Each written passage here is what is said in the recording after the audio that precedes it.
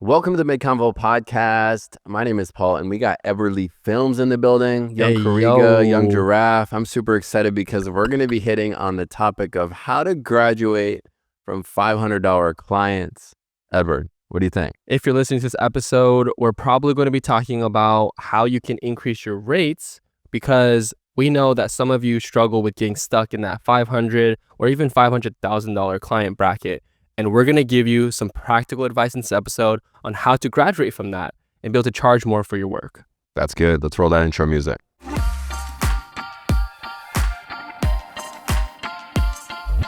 Man, who are we speaking to in this episode? I think we're speaking to freelancers, photographers, videographers that are working with brands directly. Last night, me and Ed were actually talking about all the different roles in production right now. There's so many hats. And I just think that for this episode, we want to be clear. We're not speaking to UGC creators. We're not speaking to people that are the maybe agency signed necessarily, but we're talking about freelancers that work directly with brands because that's what we're most familiar with because that's what we do on a monthly basis. But Ed, what's the first section of this conversation today? The first section that we have teed up for this conversation on how to graduate from $500 clients is number one, assist people that are on bigger projects. First and foremost, there's no better way to learn than by learning from others that have already done it. And I think I was too stubborn when I first started out. I was like, yo, there's too much competition. I don't really want to talk to these people. It seems intimidating. But man, if you go the extra mile and you put yourself out there and you add value to maybe someone that you want to assist or simply shadow, I think they're going to be more than happy to let you be a part of that production. And honestly, a lot of times too, like you said, it comes down to just not being stubborn or holding your craft too close to your chest. A lot of people are like, nah, I got to build it on my own. I gotta be self-made. I got to do everything on my own. But the truth is, there is so much value in being surrounded by like-minded individuals. Just as like a little story time side point, like even Paul, when I first met him, I didn't really have, which was a couple years ago now, I didn't have that much experience being on like massive sets. I did a couple times, but not where I had like a very significant role. I remember Paul brought me on to some, major liquor brand shoots. The fitness stuff too. Yeah, and the fitness stuff. And that was pretty cool to be like the main video shooter on some of these bigger projects where the budgets were larger. And I saw how firsthand how Paul was able to manage these gigs, produce these gigs, and then it gave me the confidence to level up my own gigs as well. And I think that was just the natural progression people go through. And what was your first take at before you got to things like those shoots that we were on? Did you have a story of when you got on a bigger project? Man, I think the first shoot that I ever was on where I was like, whoa, this is amazing and I got to learn everything I can from this person was getting brought on a shoot for a wedding. Oh, wow. Yeah. I was like, all right, trying to get into working with brands, but I think my network at the time was a lot of wedding photographers and videographers. Dude, I literally shadowed this guy that shoots like luxury weddings in Minneapolis. And it was so helpful because I learned so much on that one wedding. And God bless him for letting me learn and grow. And he paid me. I was like, bro, you're paying me an assist rate or a second shooter rate. And you're teaching me the relationship between shutter speed and frame rate. Oh, come on. So I just think that it doesn't hurt to ask.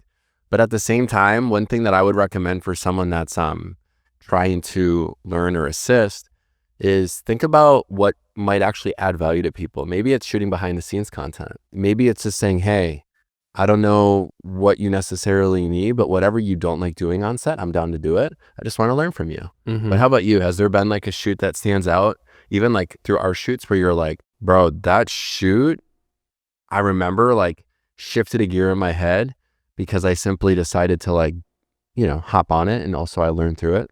Yeah, for sure. I mean, there was one that I did with a pretty well-known DP in the LA area, my homie Mason, and he brought me on because he actually needed a forerunner. So he's based in LA, but they're like a couple of his friends, and they're like all really, really talented, came out of film school, some of them. And so for me, not coming out of film school, obviously I know how to shoot video with a camera, but I don't know the actual process of putting together a big shoot. And so when he called me and needed a forerunner to rig out like a camera to get these like car shots up in the mountains, dude, when I tell you it was wild, they had like the whole monitor situation in the back seats. We Yeah. had like one person pulling focus, one person looking at the shot. We had one person in the front passenger seat controlling the gimbal that was like hanging off my 4Runner. So in that case, I had no production role. I was literally there as like a driver Yeah. for my car, Wow. which was nice. But all that to say, one tip I want to share on this, and we can move on to the second point, is look at who you're trying to be around and get on set, and just kind of look at what their style is. Like, for example, if I didn't know you and I was trying to get on set with you and I see that you're doing these big things, I would see, okay, what kind of content is Paul posting on social? What kind of iPhone content is he posting on his stories? And then I would try to craft my pitch around like, hey, I noticed you do this type of content for your stories or your like feed. Can I come out like just for free or just like as a PA and I can get that type of content for you? So good. Is that cool? And then obviously like because it's tailored to you, I feel like that's a really good way to connect with people and you're trying to get on set with them. Love that. So number one, assist people in the industry that are most likely on bigger productions. Yes. Second point number 2 on how to graduate from $500 clients is get to a point where you are booked and busy with $500 clients first. I feel like this is a good one. I like this one because you're trying to graduate from $500 clients without actually even landing any $500 clients yet. It's crazy. So how do you get booked and busy with this first? I think this is an important topic and point because with social media, you get hit by Instagram Reels on a daily if you're a freelance creative and you see these crazy numbers. I'll be honest, I'm putting out Reels on the Freelance Photographer account where it's like, yo, this is how you land $10,000 retainers. With bro, the deliverable. There's people in the comments ripping me. Oh, they're beefing, bro. But I'm like, yo, first of all, relax. You can't jump from a $500 project to a $10,000 project. I'm just going to say it right now. Like I'm talking about, and when we're talking about like budgets and rates, look at it as gross or net, whatever you want. But I think what's most important is like, you got to be booked and busy with $500 leads or whatever that number is that you're trying to graduate from in order to be able to level up. Because you got to be able to walk. You got to be able to be like, yo, first of all, you know, I think if I start saying no to maybe these 10 leads that are coming in a month, then I'm going to maybe land 5, but they're going to be higher budget. So I'm going to make more, but work less. And I think that's a cool relationship. And actually, we had an episode with a guest, Gofi, and he was talking about supply and demand. And I don't think a lot of people understand that relationship. Bro, don't even think about increasing your rate until you're booked and busy with whatever rate you're at. Yeah, it's so true. Because if you are at the $500 gigs, it all comes down to like the psychology and again, your relationship with money. Because let's say, for example, $500 lead comes in, you're like, dude, I could really use that right now. Like I need that 500. Then you're already in a position where you're most likely not booked and busy. Yeah. But if a $500 gig comes in and you're like, dude, I'm swamped right now. This $500, like I'm walking from this unless they can increase their rate. So if you're in that second camp, now is time to start looking at getting out of that $500 bucket. But if you're not in that camp and you're literally nervous that if a $500 lead comes in and they walk from you because your rate's too high or it didn't work out and you're like, dang, like I needed that $500, you probably need to start figuring out a way to strategize how to be more booked and busy. That's so good. We actually put out an episode on how to reduce anxiety around pricing. So if some of you guys are like, I know I need to increase my rate, but I just don't know how, check out that episode. Yes, sir. Now, moving on to the third point on how to graduate from $500 clients.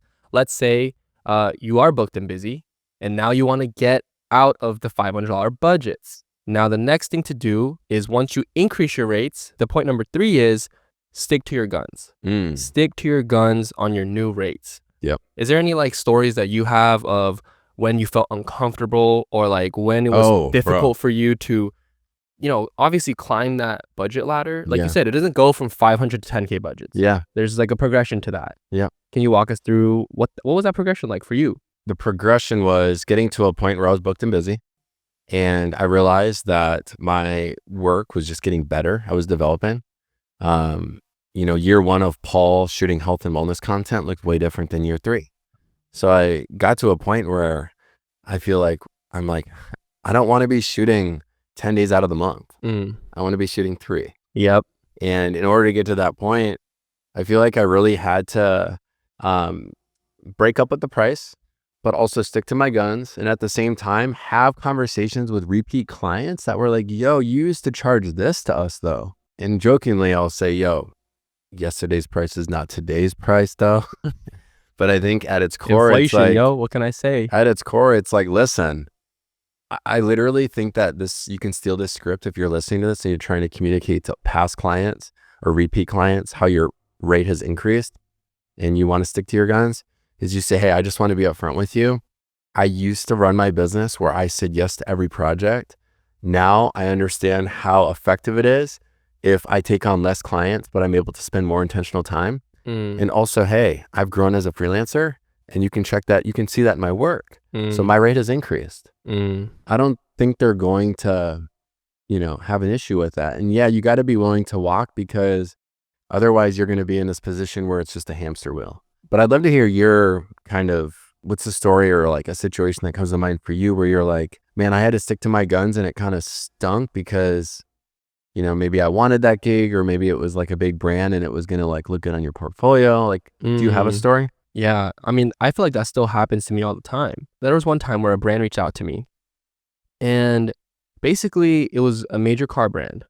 So it was something that was like my first time like a Can car. you tell us what it starts with? It was Kia. Oh, It was Kia. dude. And honestly, I don't work with them, so I don't really I was going to mind say, talking I about just it. got a Kia Carnival. I was going to get the plug. Hey, that's a nice car though. Thank you. So Kia hit me up around the time when they were kind of launching some new cars, and they were I had a lot of briefing calls, and they wanted to bring me on, and they're super nice people. There's nothing against the people that work at that agency, because as you know, I think I mentioned this either on a podcast or somewhere. Typically, when a big brand reaches out to you, it's very rare that they reach out to you through like directly. Yeah. They usually work through an agency. So when Kia reached out to me and I wanted to work with them, I was like, this is so sick. I put my budget out there and they couldn't meet it. And then they rebutted with something way lower. I was like, I'm sorry, but I just can't do this. Wow. Even though I was like, You turned down a Kia shoot. Yes. And I was The like, Kia boys. and that was before I started working with Lincoln. Wow. That was before I started working with Lincoln. And so, but for me, it was always like, man, if I had taken it, didn't stick to my guns, and I can like put a car logo on my website, that would have been cool to be able to say that I work with a car brand. But thankfully, because I didn't take that, I was able to work with a bigger car brand, in my opinion. What does it start with? Lincoln. Oh. Yeah, Lincoln. I work with Lincoln, and like that was like even, because it could have turned them off by seeing a Kia. 100%. No, they literally told me that there's like in the contract, like you're not supposed to work with another car brand for X period of months. So dude, it was a blessing in disguise. Yeah, it was. And kind of going back on topic with sticking to your guns, it's like when you walk into a sandwich shop or a restaurant and you see that the prices, it's like a local spot. You go there all the time and you see the prices have gone up. You're standing there and you're like, man, that sucks. It kind of went up. And the owner's looking at you like, shrugs his shoulder, like, it is what it is. Like, things are more expensive now. But you're not, you could walk away. But for the most part, if it's a place you like their service, you're just going to pay that price. Imagine how weird it would be if the restaurant owner was like, you know what? Yeah, let's, eat. I know it's on the menu, but let's just go back to the old rates just for you though. Dude. You know? That's like weird. They would never do that. It's no different for our business. So saying no will open up more opportunity for more yeses. And I think I just want to close it out by sharing on this point, before we move on to the next point, that I've touched on this in past episodes, but it's pretty significant that it was just 5 years ago, I shifted my niche to health, wellness, and fitness, right? And dude, I put on my vision board at that time, the big logos. I had like Lululemon, Adidas, Nike, and many others. And you got me thinking about like a brand that I turned down that was actually probably a dream client at that time. And it was Adidas. Hey. I've touched on this before, maybe on the MIDCONVO or elsewhere, but they came to me with kind of a proposal for like, hey, we need you for a full day. We just need the raw assets. I'm like, oh boy, I know where this is going.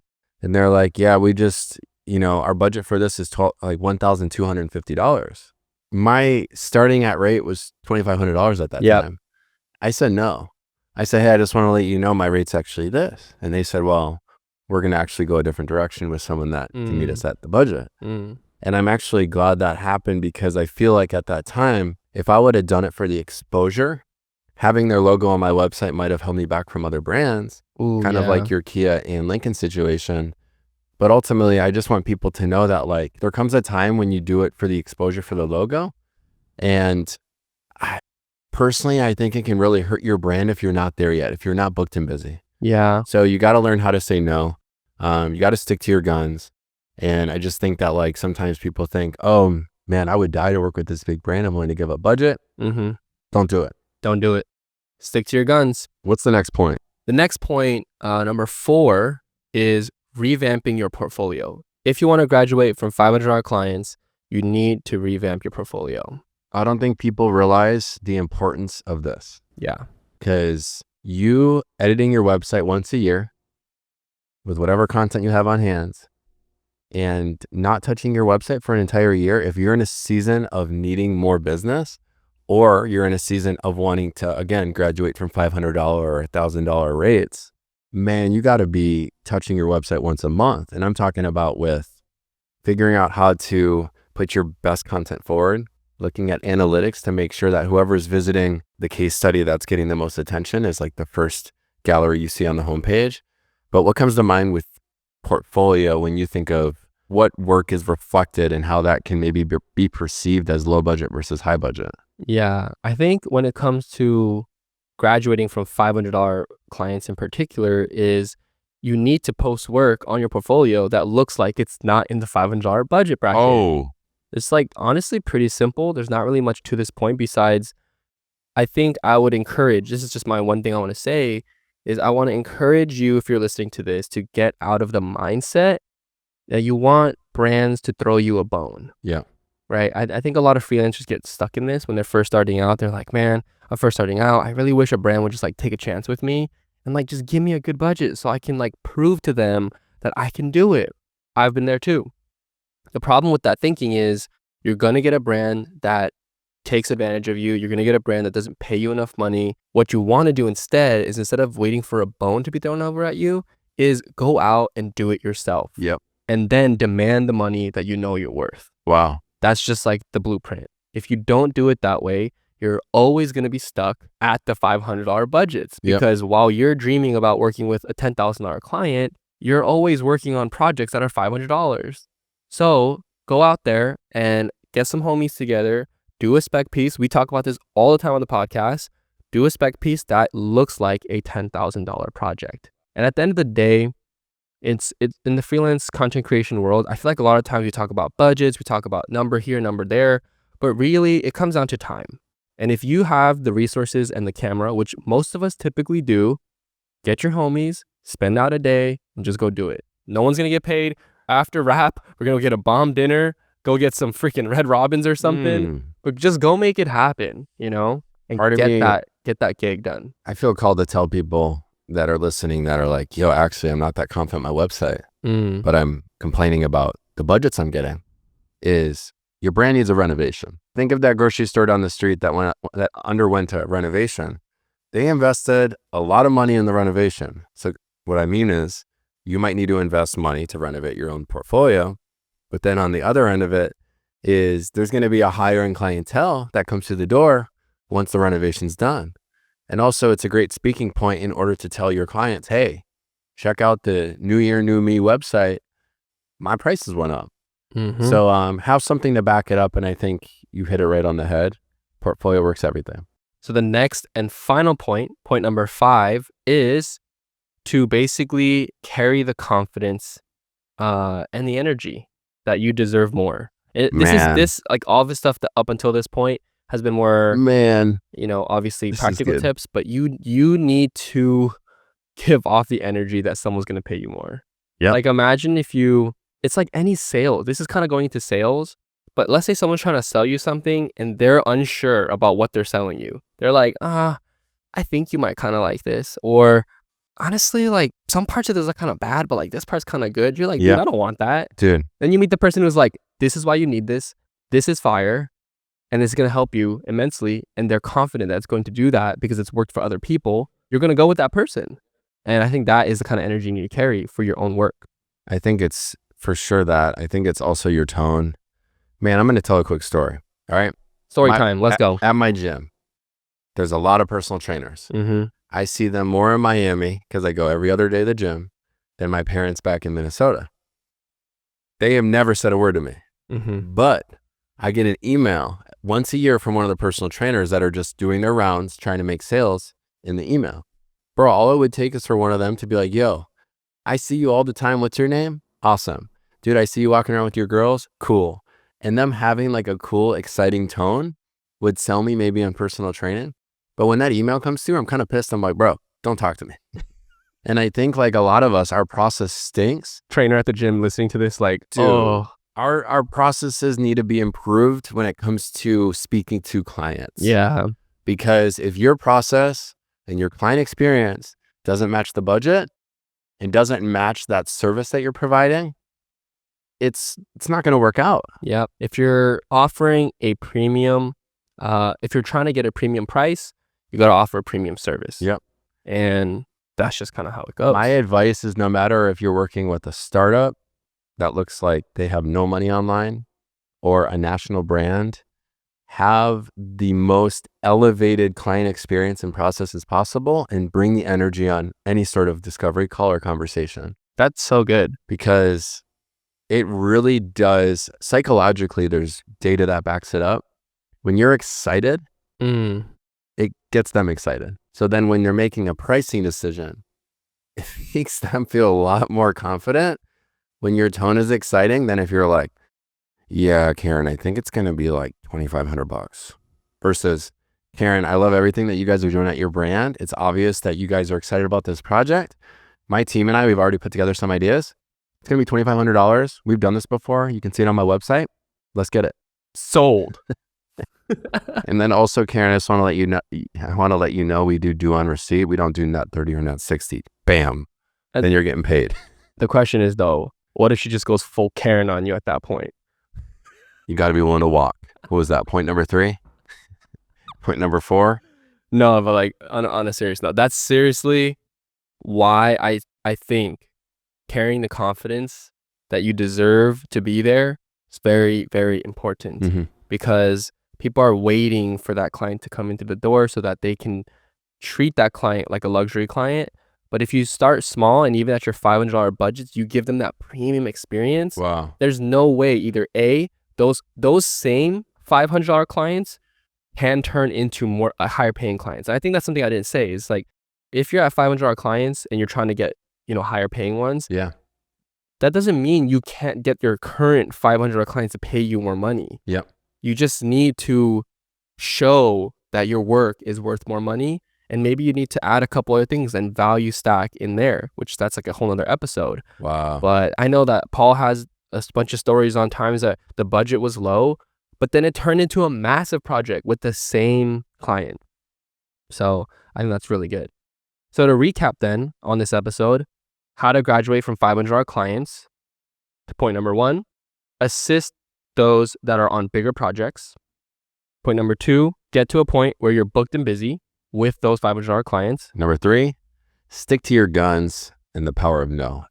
When you say no, it might open up the opportunity for another yes, especially with the client that might have a bigger budget. Come on. And number 4 is your portfolio. Revamp that ish. Get that on a 2.0. All right. Number 5, carry confidence and energy that you deserve more. I think tone is everything.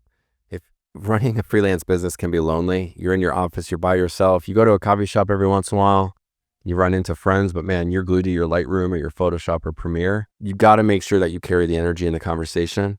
And I think these 5 things are going to help you when you go or get to a point where you're ready to graduate from that maybe low price. I don't know if it's 500, maybe it's 1,000, maybe it's 2,000. You're like, yo, I'm booked and busy with $2,000 gigs. All right. How do you increase the rate? And I hope these things were helpful for you guys. Yeah. And if hopefully you found this short, 20, 25 minute listen valuable. And if you want to take action right after this, go hit the pavement. Go get that portfolio revamped.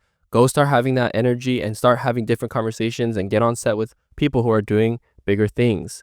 And if you found value also and you want similar episodes, we have so many episodes in our playlist regarding pricing, money talk, and freelancer tips. Let's go, guys. Tap in. Thank you so much for listening.